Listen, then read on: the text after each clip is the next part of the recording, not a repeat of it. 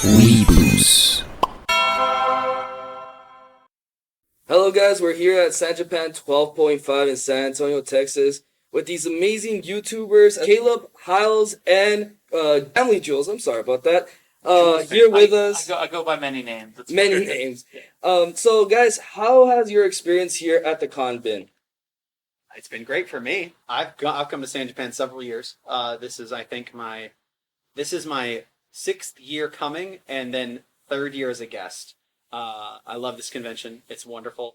It's nearby. I live in Texas, so it's been great thus far. Got our concert tomorrow. It's going to be lit. We're working on it up to the moment we came down here to do this, and then once we're done here, we're going to work on it some more. So the work never stops, and making it great never stops. So Awesome. yeah, I'm good. And what about you, Jules? It's good. Good? Man, a few words. It's good. I don't know what to tell you. Yeah. My first one. It's cool. It's cool. Yeah, that's awesome, man. So, guys, I had a couple of questions for you, Caleb. And one of them was, what's your inspiration for the music that you produce? Oh, yeah. Well, I grew up in a very musical household. So both my parents were in theater, and they loved singing. My mother would come in every morning singing a song, and I would hate it, but looking back, I wish I'd appreciated it. So I think it just was kind of grew up around me. My dad was a DJ on the radio for many years. So the inspiration for music very much came just from upbringing. There wasn't like some moment in high school or anything where it was like, I'm going to sing. But yeah, that's where it came from. I think that's where it started. With the family. All inside the family, yep. And I heard a rumor that you were actually in the choir, right? At your church? Yeah, I was in the choir at church. As technically sound as a church choir is, which is not to say not. You're just singing songs, and you hope your choir director kind of understands like tenors and basses and altos and sopranos, and depending on the day, you have someone who's just like, ever hear the words, just sing it right, hallelujah. And then but fortunately, I had some good teachers throughout, and it really helped with confidence, and then just consistent singing too. So It was good. It was good. Nice. And what are some of the highest octaves you can hit? I have had people tell me I have a 4-octave range. That's not true. I think I barely have a 3-octave range. Oh. So I think I can hit like the absolute lowest on a 6, which is near the top of a keyboard, or the absolute highest of a 5. That's I think what I can hit, and that's hit kind of on a good day. Not like, I could just do this right now if you asked. But so 3. Let's go with 3. That's a comfortable answer. Nice. And for you, Jules, what is some of the events that you've been to today that have stand out from San Japan, since this is your first time?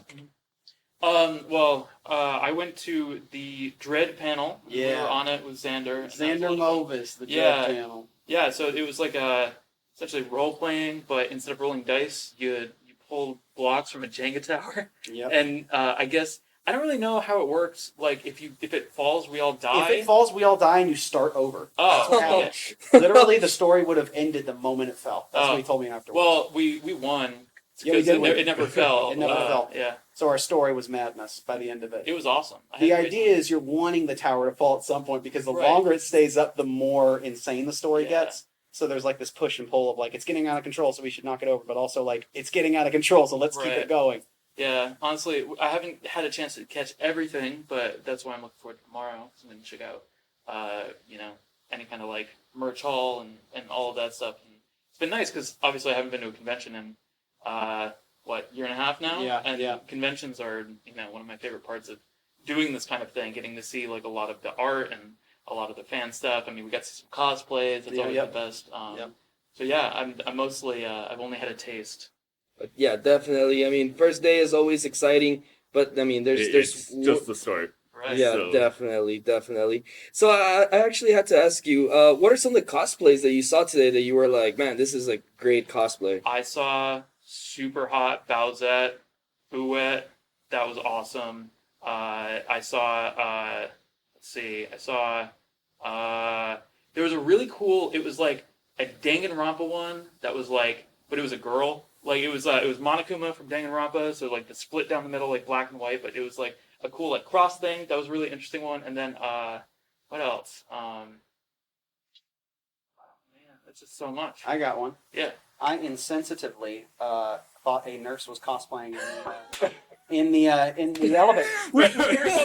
in the elevator. So it was an actual nurse. It was We're an in the actual elevator nurse. coming up, and then Caleb's just like, "Hi, are you cosplaying or are you an actual nurse?" She And she was like, I'm a real nurse, nurse. and I'm here helping. And I was like, thank you so much Yeah, we were for both what like, you "Thank do. you for everything." We were Yeah, really- I feel like I was trying to be like flanked because I innocently asked. I wasn't trying to be like a jerk, but I look back and I'm like, I don't know if she even knew what I meant, but also like maybe I should have just said thank you and like not asked about the cosplay question. So I saw a great cosplay today, and it wasn't actually cosplay; it was a nurse, and they were wonderful, and they're here helping. So or an impeccable cosplay, just like oh yeah, set to Super the bit. committed. Yeah, Yeah, like, absolutely. didn't break character. didn't break character. Yeah. It was really good. That's awesome. I mean, like, it's a funny story, especially when you're at a convention. You know, it's something you can always tell someone, and it's memorable for sure. Yep. So I actually had another question for you. At what point, you know, starting off as a YouTuber, at what point did you actually were like, man, I'm actually getting big. I'm actually starting to get all this. Was it one of those things where you just wake up one day and it's like, oh man, I made it, like, or was it more of a, you know, hard work and eventually you started raising and then you got these people started reaching out to you? I think for me it was very slow. You know, I even to this day, like I don't really think I've like made it or anything. Like there's always somebody that you can look at who's above you, and always somebody that you can look at below you. And I think you can get all of the perks of being a made it YouTuber at not a whole lot of subscribers or anything like that. Like especially now the metric of what makes somebody successful is completely dependent on each individual person. Like what do you want? Do you want to be monetarily successful? Do you want to be hit up about doing cool gigs? Like there's so many different dimensions of it that I honestly I couldn't tell you like when it really felt like I had made it. Wow. Yeah, that's a really good answer. I like that because the idea of like metric is it's like so subjective to everybody. Because I've worked into my vocabulary this idea of like I use the word analytical success because because so many people just use the word like, oh, you're successful on YouTube, you did a successful thing, and I was like, well, what's the goal? Like, what's my end goal? Right. Because like I might have something that's analytically successful, but all of a sudden when you start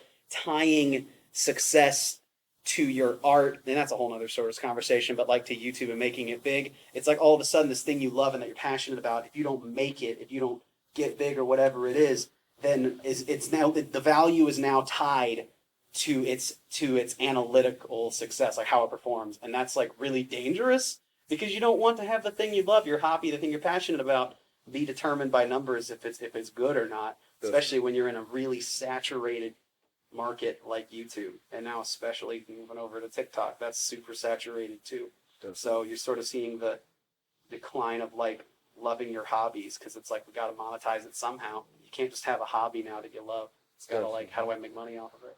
Yeah, it's definitely a hard place to be right now. Trying to, like you said, where exactly do you consider success to be in your line of work? And since you're saying like the market's so saturated, it's like what's your goal? What's your end plan? Or You can very easily make a market not saturated by changing your market, and I think there's no like back in the day there was like rock stars, right? There was like you were Metallica or bust, and that's not a thing anymore, And it's the same thing with like YouTube. You're either PewDiePie or you're nothing, and like, but it's not even the case anymore because there's people who gain better benefits than what PewDiePie might get, because they're in a different market, and the answer is more just, if you feel like you're too small for your pond, like you can change your pond. You can flip over to another pond or like make it bigger or smaller or make it more of a niche. And I think people are afraid of saying niche because that makes it seem like, oh, well, then you won't get as successful. Mm-hmm. But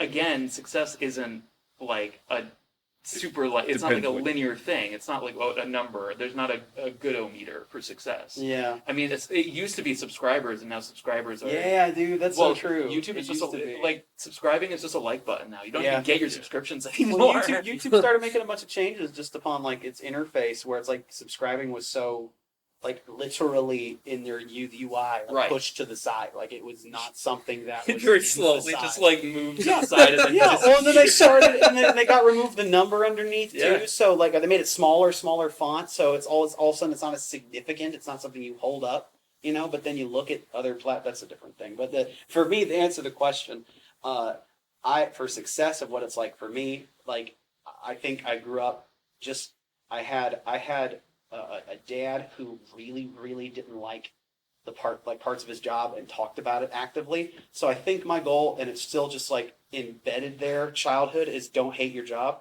So yeah, I'm successful because I don't hate my job. That's so awesome. That's very. great. It's not even about money. It's just like, do I hate Yeah. waking up every day and doing my job? Don't. No. No? Cool. Great. I have Success. I have a shorter answer for sure. I think like when I first saw like $1 out of what I did, you know what I mean? That's Like cool. because like I back in the day it was just AdSense. There weren't Uh-huh. any MCNs, and even if there like I think there was, but they weren't going to take a guy who does video game music because Uh-huh. that's like a whole copyright thing. Yeah, You're they just, didn't want to touch yes, it. They didn't yeah. want to touch it. So I could only monetize videos that weren't covers. So only videos where I'm just like, "Hey everybody, no video this week." Like that's the only thing I could like The only monetize. video you can monetize Yeah. was the video talking about not having a video. Right, pretty That's much. great. And so eventually that reached the minimum like $100 after like a year or something. And then when I got that, I was like, taking this straight to the bank. Like, Straight into the savings. That's right. Yeah. Invest that right into GameStop. Let's Yeah. That's Smart.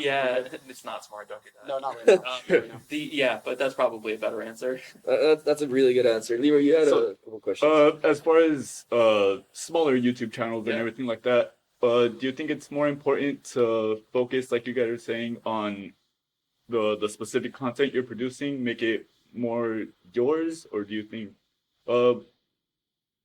I guess to put it bluntly, what do you think is easier, or how would you say it's easier for a channel to grow? It depends on which direction you want to grow. I know that's not the answer that a lot of people want, but I think a lot of people see Markiplier and they're like, I want to be Markiplier one day.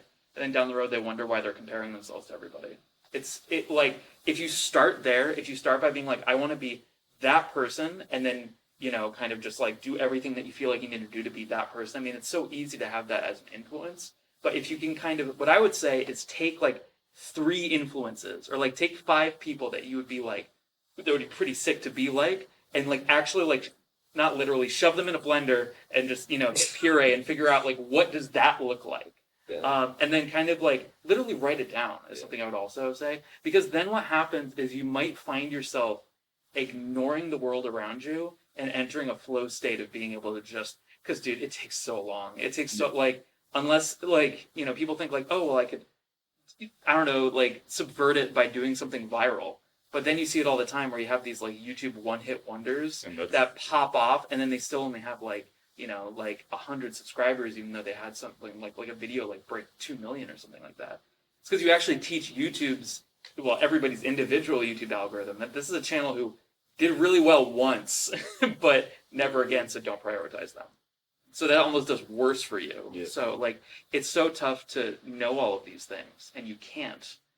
So the best thing to do is just kind of face down, don't compare yourself to other people, and just do whatever you need to do to get through the marathon of it, because it honestly doesn't matter, kind of like hitting some kind of point of success, because there's always going to be a point that's more successful and less successful.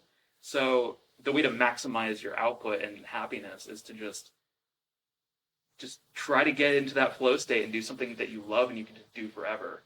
And try not to compare yourself to other people. Definitely. Some really good advice. Do you have any other questions, Leroy? This one's actually for you, Caleb. I know that your music kind of goes, kind of all over the place when it comes to genres. Yes. Who were more of your musical inspirations when you were starting up? Yeah. Well, my parents were big musical theater nerds, and I also grew up in Alabama. So, but I know a lot. So, but my dad was a radio DJ, so like I had a lot of country around me, but I also had a lot of hip hop and rap around me too. I never really got into it, but it influenced me because I was around so much of it. And then I had musical theater, and then country music, and then I had really good friends of mine who were into like Nevermore and Slipknot. So I was like really into heavy metal all of a sudden. So it was like, that's why my channel looks and then I got into anime in the 8th grade. So, and then that's a world of music in itself.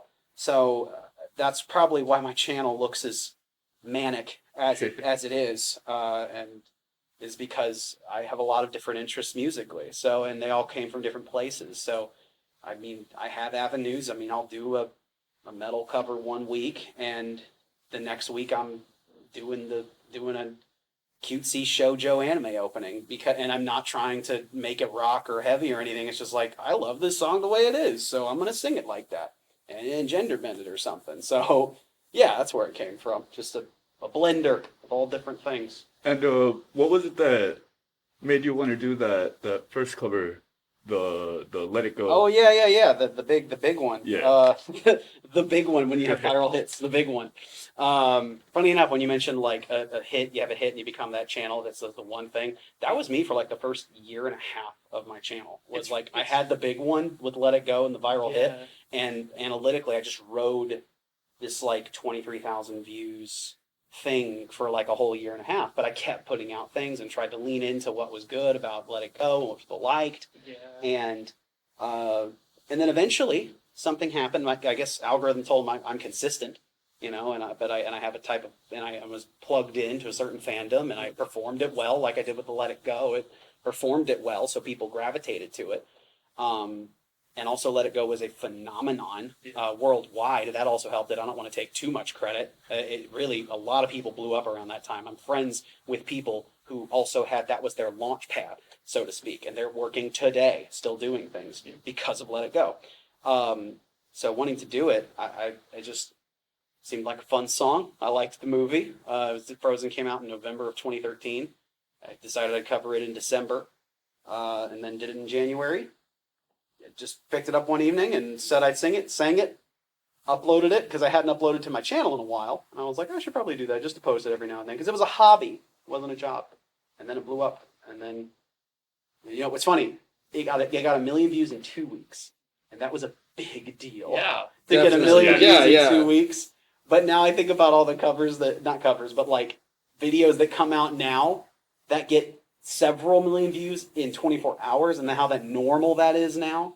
But 1 million in 2 weeks was not a normal thing. That was like big YouTuber stuff. Like view inflation is a thing on Yeah. YouTube. Like what was like there was only a handful of YouTubers with 1 million subscribers in like 2010, and now View inflation. if you throw a rock in LA, it's going to land on a 1 million subscriber channel. Dang, that's so true though. But that's where it comes down to. It's just like there's no metric like that that's going to mean you're successful. Nope. Not anymore. Not anymore. And then I had a question. Well, going to the university, were you studying any musical classes, or were you studying something else? I was in sports production.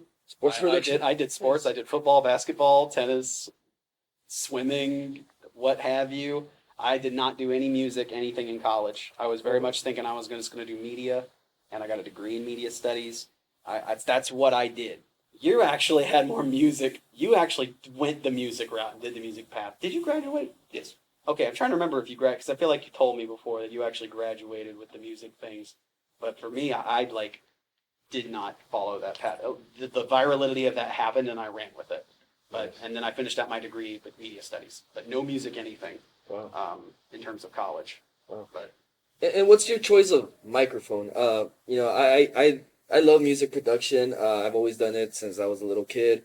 And so I know like everybody has like their specific microphone, you know, everybody loves their microphone. What kind of microphones would you recommend people who are trying to start a small studio, or trying to, because there's people who start with like a Blue Yeti, you know, and like all of a sudden you see them with like, I don't know, a SM58 or something like that. Yeah, so, I mean, we both use SM7B for our audio Nice. stuff.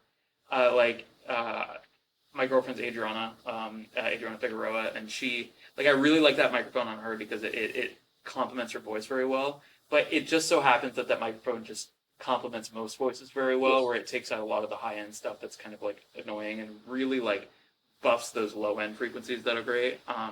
But that's a little bit out of a lot of price ranges of a lot of people. So my biggest thing is, I always usually recommend the AT2020. It's a condenser mic. Yep. So everyone in your house has to shut up, otherwise Definitely. unfortunately, because since it's not unidirectional. But for some people that microphone is a little harsh, so if you have kind of a harsher voice, that one might not work out for you. I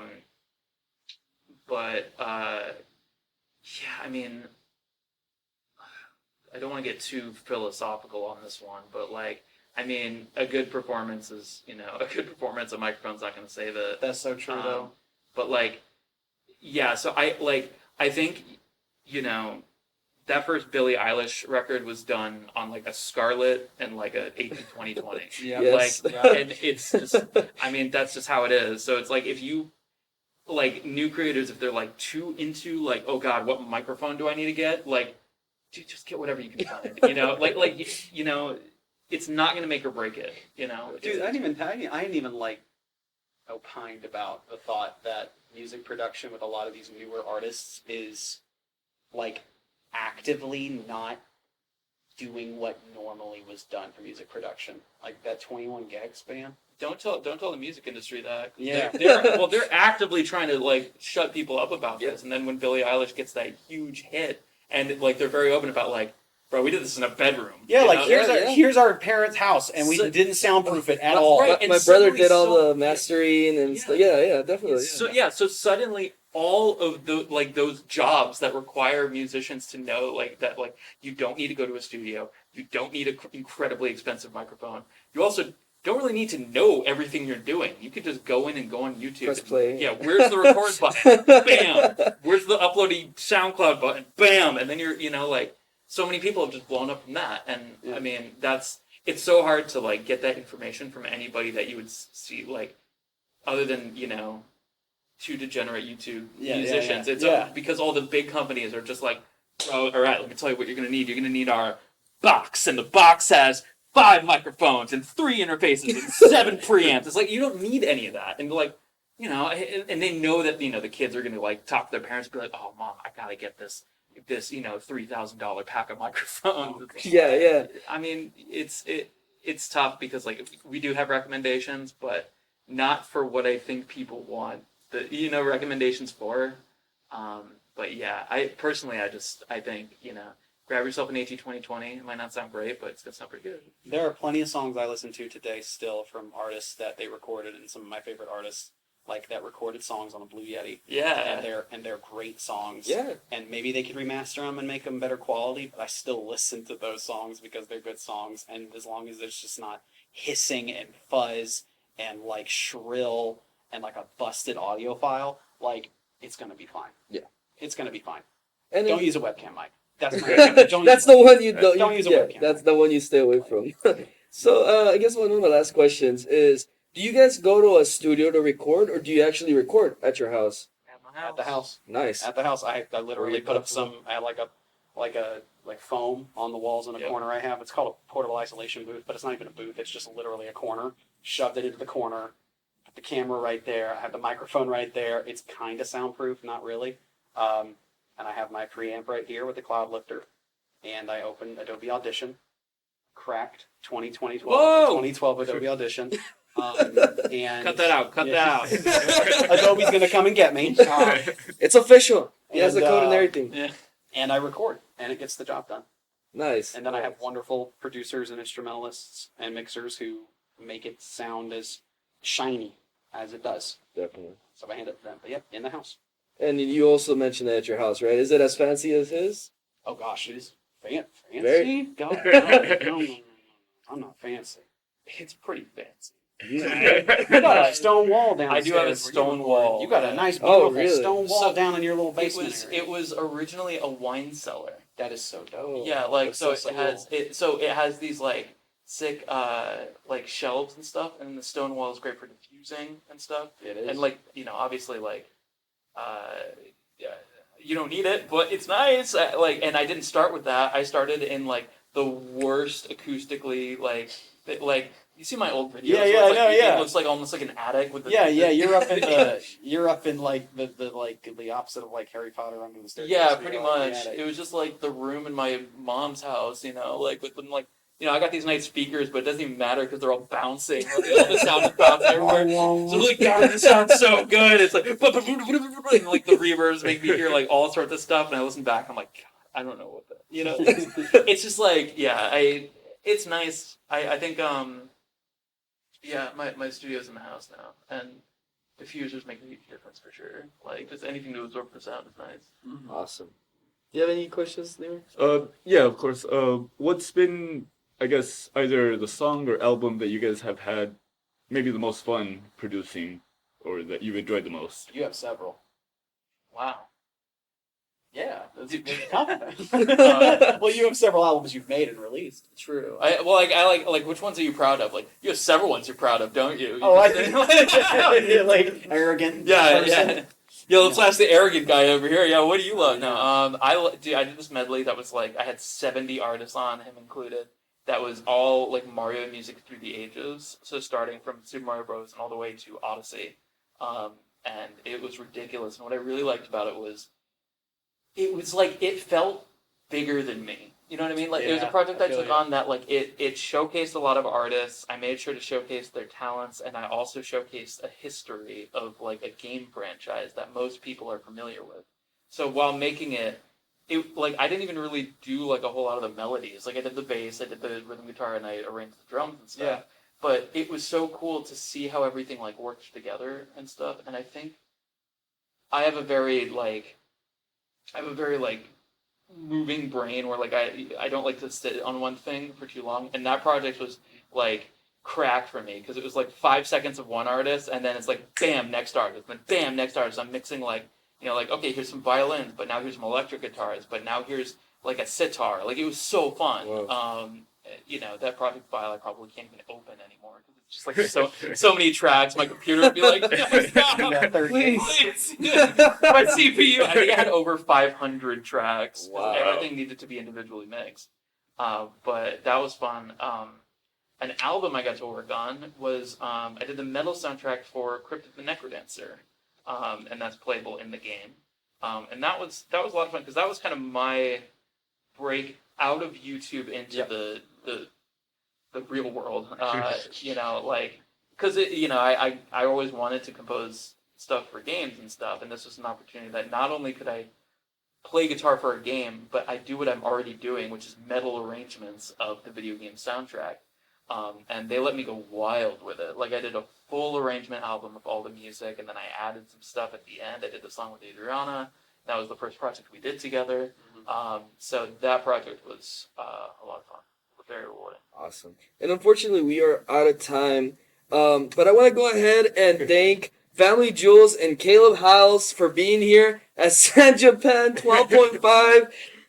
And we'll see you again hopefully next year, guys. Yeah.